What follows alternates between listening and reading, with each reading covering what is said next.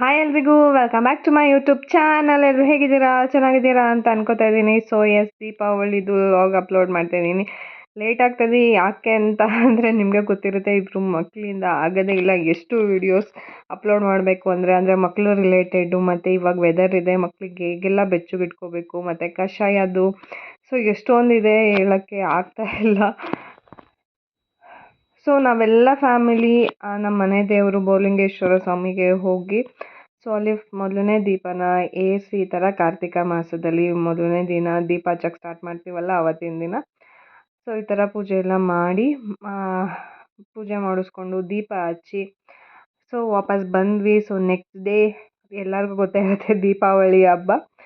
So Deepavali ಹಬ್ಬದಲ್ಲಿ ನಾವು ಈ ಥರ ಸಗಣಿಯನ್ನು ಸೂರ್ಯ ಮತ್ತು ಚಂದ್ರ ಹಾಕಿ ಮತ್ತು ಕೋಟೆ ಥರ ಎಲ್ಲ ಮುಂಚೆ ಬಿಡಿಸ್ತಾ ಇದ್ವಿ. ಬಟ್ ಇವಾಗ ಮಕ್ಕಳಿದಾರಲ್ಲ, ಸೊ ಸಿಂಪಲ್ಲಾಗಿ ಸೂರ್ಯ ಚಂದ್ರ, ಇದನ್ನು ನಮ್ಮ ಕಡೆ ತಿಪ್ಪಮ್ಮ ಅಂತ ಕರಿತೀವಿ, ಮತ್ತು ತಿಪ್ಪಮ್ಮನ ಪೂಜೆ ಮಾಡ್ತೀವಿ ಮೇಯ್ನು.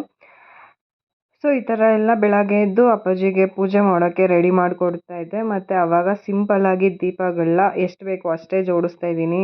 ಯಾರು ಯಾವಾಗ ಹೇಳಿದ್ದಾರೆ ಅಂತ ಗೊತ್ತಿಲ್ಲ. ಸೊ ಅದಕ್ಕೆ ಸೊ ಅಪ್ಪಾಜಿ ಪೂಜೆ ಸ್ಟಾರ್ಟ್ ಮಾಡಿದ್ದಾರೆ. ಪೂಜೆ ಎಲ್ಲ ಮಾಡಿ ಹಾಲು ತುಪ್ಪ ಬಿಟ್ಟು ನಾವು ನೆಕ್ಸ್ಟು ಮಧ್ಯಾಹ್ನ ಅಂದರೆ ಸಂಜೆ ದೀಪ ಹಚ್ಚೋಕ್ಕೆಲ್ಲ ರೆಡಿ ಮಾಡ್ಕೊತಾ ಇದ್ದೀನಿ. ಅಂದರೆ ಇಬ್ಬರೂ ಮಕ್ಕಳನ್ನ ಮಲಗಿಸ್ಬಿಟ್ಟು ಈ ರೀತಿ ಆಚೆಗಡೆ ಟೇಬಲ್ ಮೇಲೆ ಒಂದು ಪೇಪರ್ ಹಾಕಿ ಅದ್ರ ಮೇಲೆ ದೀಪಗಳು, ಎಣ್ಣೆ, ಬತ್ತಿನ ಎಲ್ಲ ಹಾಕಿಟ್ಕೊತಾ ಇದ್ದೀನಿ. ಅಂದರೆ ಸಂಜೆ ಈಸಿ ಆಗುತ್ತೆ ಬೇಗ ಬೇಗ ಹಚ್ಚೋಕ್ಕೆ ಅಂತ ಹೇಳಿ ರೆಡಿ ಮಾಡ್ಕೋತಾ ಇದ್ದೆ. ನಿಮಗೆ ಗೊತ್ತಿರುತ್ತೆ, ಮಕ್ಕಳಿರೋ ಮನೆ ಯಾವ ರೀತಿ ಗಿಜಿ ಗಿಜಿ ಅಂತಲೇ ಇರುತ್ತೆ. ಅಂದರೂ ಸಂಜೆ ದೀಪ ಹಚ್ಚೋಕ್ಕೆ ಲೇಟ್ ಆಗೇ ಹೋಯಿತು.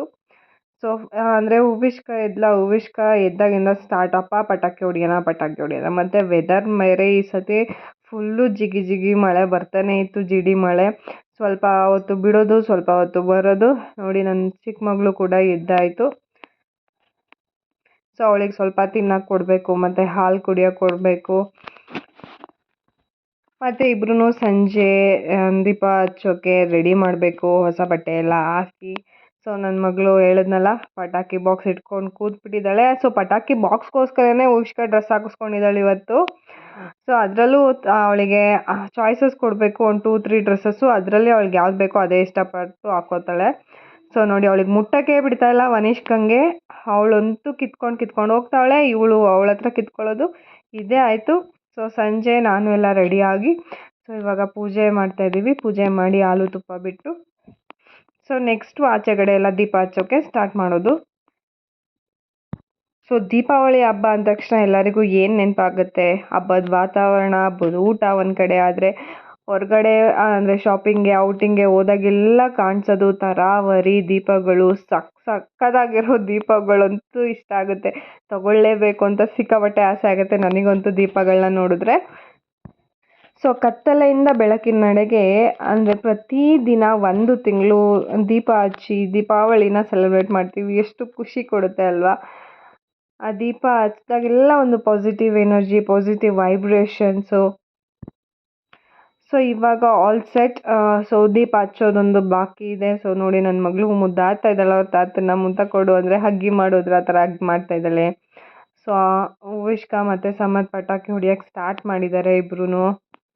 ಫಸ್ಟ್ ದೀಪ ಹಚ್ಚಿ ಕಂಪ್ಲೀಟ್ ಮಾಡೋಣ ಅಂದರೆ ಇಬ್ಬರು ಕೇಳ್ತಾನೆ ಇಲ್ಲ, ಪಟಾಕಿ ಹೊಡಿಯೋಕ್ಕೆ ಅವರು ಶುರು ಮಾಡ್ಕೊಂಬಿಟ್ಟಿದ್ದಾರೆ. ಈಗಂತೂ ಪಟಾಕಿಲೂ ತರಾವರಿ ಪಟಾಕೀಸ್ ಎಲ್ಲ ಬಂದಿದೆ. ಸೊ ಡಮಾರ್ ಡಿಮಿಲ್ ಪಟಾಕಿ ಎಲ್ಲ ನಾವು ಹೊಡಿತಾ ಇಲ್ಲ, ಜಸ್ಟ್ ಸುಸುರು ಬತ್ತಿ, ಹೂವಿನ ಕುಂಡ, ವಿಷ್ಣು ಚಕ್ರ ಅಷ್ಟೇ ನಾವು ಹಚ್ತಾ ಇರೋದು. ಹುವಿಷ್ಕ ಹಚ್ತೀನಿ ಅಂತಾಳೆ, ಅದು ಕೂಡ ಭಯ ಪಡ್ತಿದ್ದಾಳೆ. ಸೊ ನೆಕ್ಸ್ಟ್ ಇಯರಿಗೆ ಫುಲ್ ರೆಡಿಯಾಗಿರ್ತಾಳೆ ಅವಳು ಅಂತ ಅನಿಸುತ್ತೆ ನನಗೆ. ಸೊ ನೋಡಿ, ಆಲ್ಮೋಸ್ಟ್ ನಾನು ದೀಪ ಎಲ್ಲ ಹಚ್ಚಿದ್ದು ಮುಗೀತಾ ಇದೆ ಇವಾಗ. ಮಳೆ ಎಲ್ಲ ಬರ್ತಿತ್ತಾ, ಸೊ ಮಳೆ ಬಿಡುತ್ತಾ ಹೆಂಗೆ ಗೊತ್ತಾಗ್ತಾ ಇರಲಿಲ್ಲ. ಸೊ ಅದಕ್ಕೆ ಕಾಂಪೌಂಡಲ್ಲಿ ತುಳಸಿ ಕಟ್ಟೆ ಮುಂದೆ ಎಲ್ಲ ಹಚ್ಚಿಟ್ಟಿದ್ದೀನಿ. ಮತ್ತು ಮಿಕ್ಕಿದ್ದು ತಟ್ಟೆಲೇ ಹಚ್ಚಿಟ್ಟಿದ್ದೀನಿ, ಅಂದರೆ ಫುಲ್ ಜೋಡಿಸಿದೆ. ಸೊ ನೀವೆಲ್ಲ ಹೇಗೆ ಸೆಲೆಬ್ರೇಟ್ ಮಾಡಿದ್ರಿ ದೀಪಾವಳಿ ಹಬ್ಬನ? ಒಂದೊಂದು ಪ್ರದೇಶದಲ್ಲಿ ಒಂದೊಂದು ರೀತಿಯಾಗಿ ದೀಪಾವಳಿ ಹಬ್ಬನ ಸೆಲೆಬ್ರೇಟ್ ಮಾಡ್ತಾರೆ. ಸೊ ನನಗೆ ಭಯ ಆಗ್ತಾಯಿತ್ತು, ಅಷ್ಟು ಪಟಾಕಿ ಬಾಕ್ಸ್ ತೆಗ್ದಿಡೋಕ್ಕೂ ಬಿಡ್ತಾ ಇರಲಿಲ್ಲ ಅವಳು. ಮೇನ್ ಒಳಗಿಂದ ಇವಾಗ ಆಚೆ ತಂದು ಇಟ್ಟಿದ್ದೀನಿ ಅಟ್ಲೀಸ್ಟು.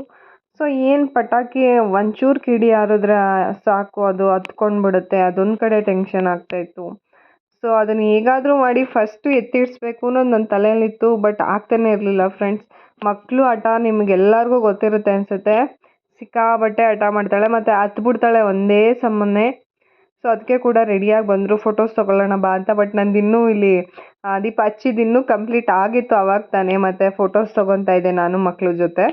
ಮತ್ತು ನಾನು ಇನ್ನೂ ಪಟಾಕಿನೇ ಹಚ್ಚಿರಲಿಲ್ಲ. ಅಂದರೆ ವಿಷ್ಣು ಚಕ್ರ, ಫ್ಲವರ್ ಪಾಟ್ ನಂಗೆ ಸಿಕ್ಕಾಪಟ್ಟೆ ಇಷ್ಟ ಅದೆರಡು ಹಚ್ಚೋಕ್ಕೆ.